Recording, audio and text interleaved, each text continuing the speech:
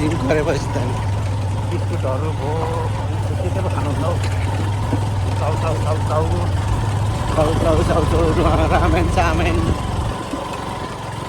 बस्ताहरू बोसो फ्याट चिजहरू खानु भएन फ्याट चिजहरू फ्याट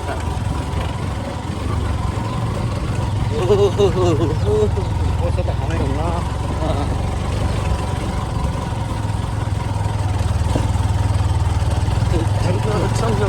ट्याङ्की हल्लै फट्ला फट्ला गर्दै लुज भयो क्या नो म त हो कि त्यो भाँचेको छ कि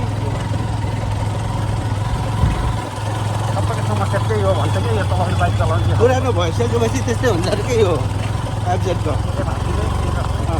कम्फर्टेबल